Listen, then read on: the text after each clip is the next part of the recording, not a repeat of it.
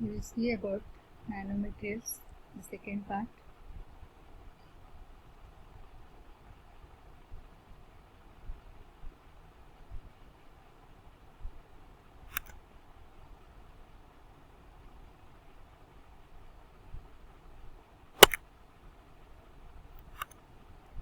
Synthesis of nanoparticles using protein. This is the today's topic. Nanoparticles can be made from a variety of materials including metals, polysaccharides and proteins.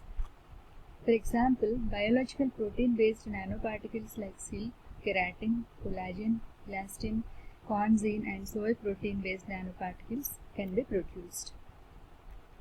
Advantages of these protein nanoparticles are biodegradability, bioavailability and low cost. The protein-based nanoparticles.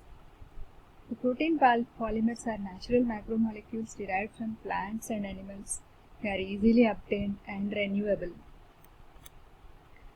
Nanoparticles which are synthesized or fabricated from proteins are biocompatible and easily processed.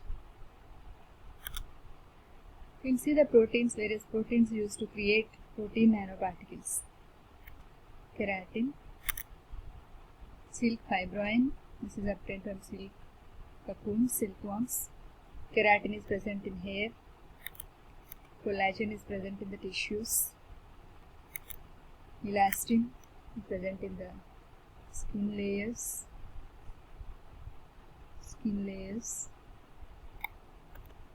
Gelatin is jelly-like substance. Cornzine, obtained from corn, and soy protein from soybeans. Other proteins are also there which can be used as used for production of nanoparticles like fibrinogen. This fibrinogen is converted to fibrin. This is present in the plasma or blood, and when any injury occurs, this is converted to fibrin which will clot. Casein. Casein is a milk protein which is present in milk products. Hemoglobin, present in the blood. Bovine serum albumin, that is obtained from cattle. Gluten is found in wheat. It is a wheat protein which is responsible for the elasticity of the wheat flour. Now we will see the methods by which protein nanoparticles are produced. They are called as fabrication methods.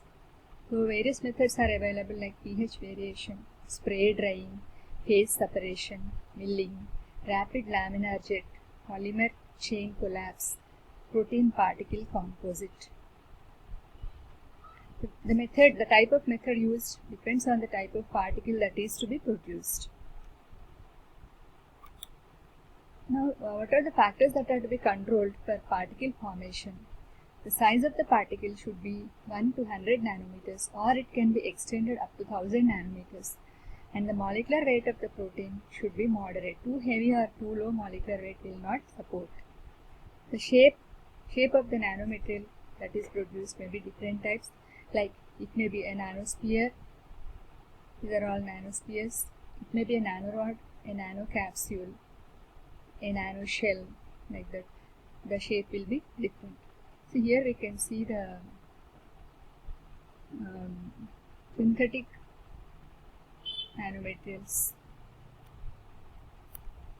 Now, what are the advantages of protein nanoparticles? The protein nanoparticles are easy to process. They can be modified to achieve desired specifications like size, weight, and the morphology. Applications of protein nanomaterials are used in drug delivery to deploy medications specifically to the targeted parts of the body. They will reach the target parts easily. They are used in biomedical fields. Nanoparticles less than 200 nanometers are more penetrable. They are used in nanomedicine. They are able to traverse through microcapillaries. These are the small capillaries in the body. Application in bioimaging. They are used in non-specific and targeted microscopic imaging. That is, they are used to dye the cells, to color the cells in the body. The phospholipid encapsulated polymer nanoparticles are successful in providing quality fluorescent imaging of cancer cells. So, detection of cancer cells by fluorescent imaging. It is possible to tune the wavelength emitted by altering the conjugated protein polymer. They can be changed. The conjugated means added protein polymer can be changed so that the wavelength can also be changed. These particles have an increased uptake due to the enhanced permeability and retention of advanced tumors. So the tumors can be detected easily. Near infrared light can provide excellent imaging quality when paired with a polymer nanoparticle based probe. Probes are the substances which are used to detect something. For example of protein nanoparticles which are used for bioimaging are gelatin and silk fibroin. Gelatin and silk fibroin. Next, they can be used as drug delivery vehicles to deliver drugs to the parts of the body. The surface of protein nanoparticles can be easily functionalized due to their defined primary structure. So proteins have three types of structure: primary, secondary, and tertiary. So this can be easily controlled. Charged proteins can facilitate drug loading through electrostatic interactions. So proteins may be positively charged, negatively charged.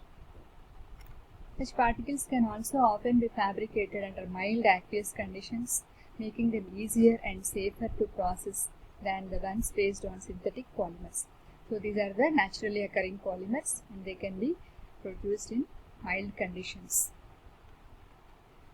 The use of natural proteins has also been shown to increase cell retention and reduce the effects of toxic byproducts produced during degradation. So, toxic products are also not produced while they are being degraded.